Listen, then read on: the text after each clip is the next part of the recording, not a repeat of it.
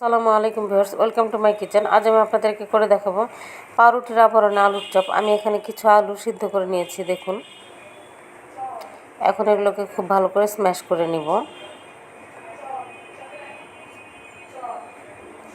আমি স্টিলের ছোট একটা গ্লাস দিয়ে এটা স্ম্যাশ করব। এখন অনেক কিছু পাওয়া যায় যেটা দিয়ে স্ম্যাশ করা যায়।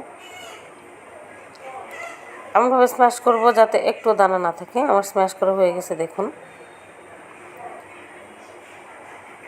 এখন আমি এটাতে কিছু মশলা দেব।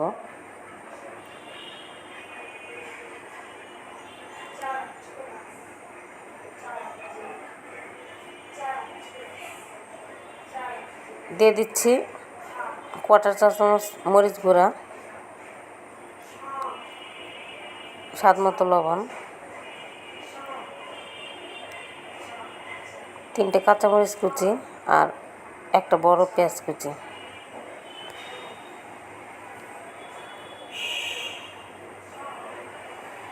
আরও দিচ্ছি ম্যাগির ম্যাজিক মশলা। এটা দিলে ফ্লেভারটা অনেক ভালো আসে এবং টেস্টটাও অনেক ভালো হয়।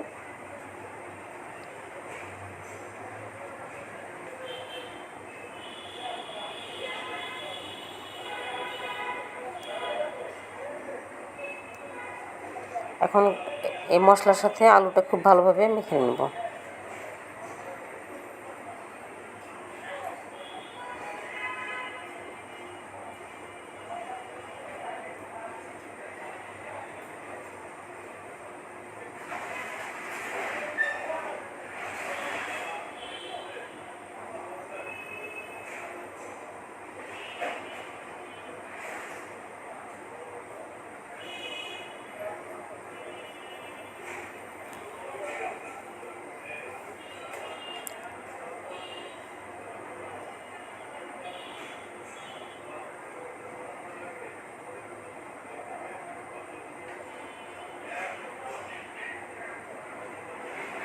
আলুটা মাখা হয়ে গেছে। এখন এটাকে চপের আকারে শেপ দিব, যে যেমন পছন্দ করেন। আমি একটা ডিম্বাকার শেপ দিচ্ছি। আপনাদের পছন্দ হলে গোলাকার শেপও দিতে পারেন বা আরও লম্বাটে শেপ দিতে পারেন।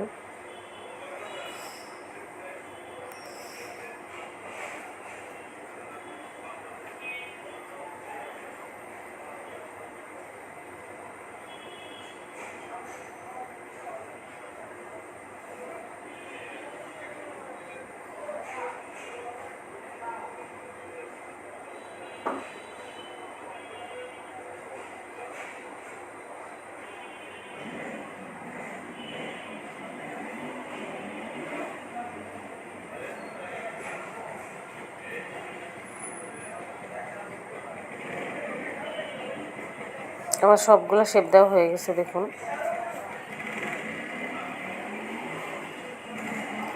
এখন আমি পাউরুটির সাইডটা কেটে ফেলে দিচ্ছি, কারণ এই সাইডটা শক্ত।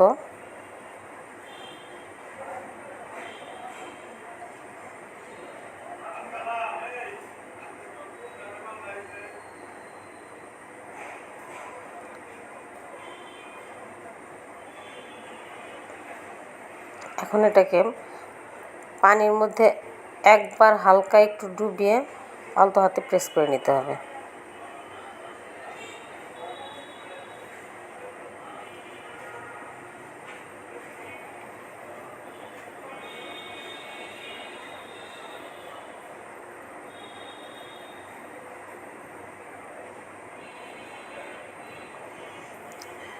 বড় পাউরুটি হলে একটাতেই হয়ে যায়। আমার পাউরুটির সাইজটা ছোট, তাই 2টা লাগবে, 2 পিঠে 2টা লাগবে আর কি।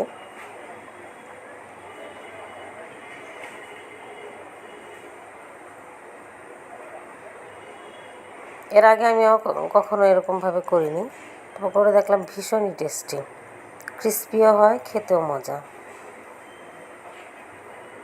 আপনারা করে দেখবেন, একবার দেখলেই বুঝতে পারবেন যে কতটা টেস্টি এটা। বাইন্ডিংসটা খুবই ভালো হয়, কারণ আলু বেরিয়ে যাওয়ার কোনো ভয় থাকে না।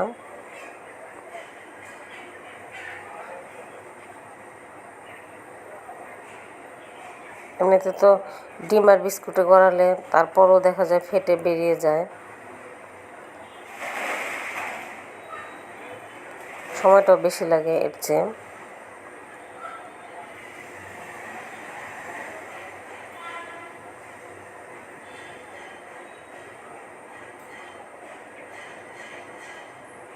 আমি আরেকটা দেখিয়ে দিচ্ছি, দেখুন।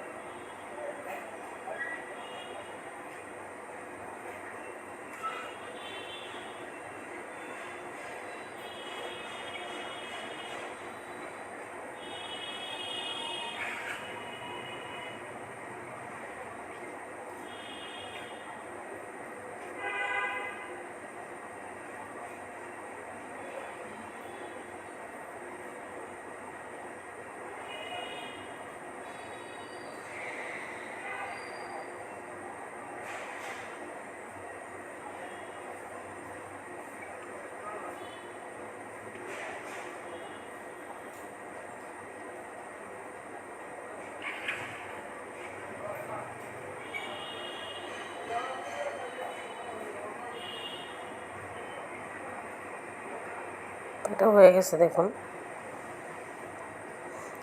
আমার সবগুলো কোটিং করা হয়ে গেছে। এখন আমি এটা ভেজে নিব। তেলটা মোটামুটি গরম হলে ছেড়ে দিচ্ছি। চুলার আঁচটা মিডিয়ামে রেখে 8-10 মিনিট লাগবে। দুই পিঠ উল্টে পাল্টে গোল্ডেন ব্রাউন করে ভেজে নিব।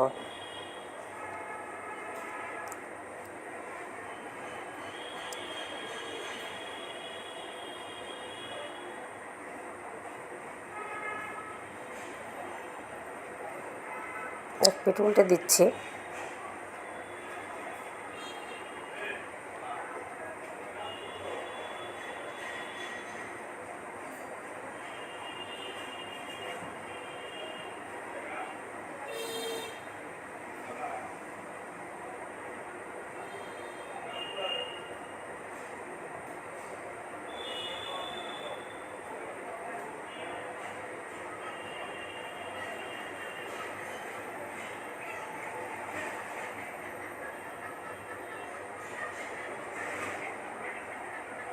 চুলার আঁচটা কমিয়ে রাখলে ভালোভাবে কুক হবে ভিতরটা।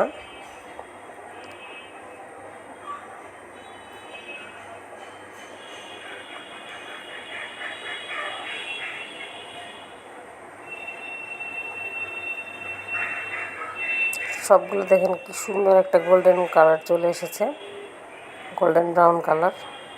এখন আমি এগুলো তুলে নিচ্ছি।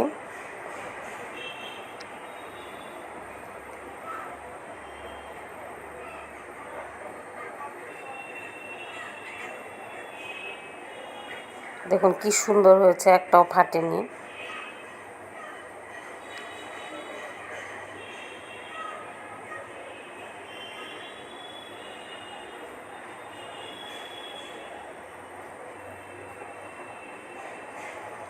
আমার চপ একদম রেডি। আমার এই রান্নাটি যদি ভালো লেগে থাকে প্লিজ আমার চ্যানেলটি সাবস্ক্রাইব করুন এবং পাশে থাকা বেল আইকনটি ক্লিক করুন। আল্লাহ হাফেজ।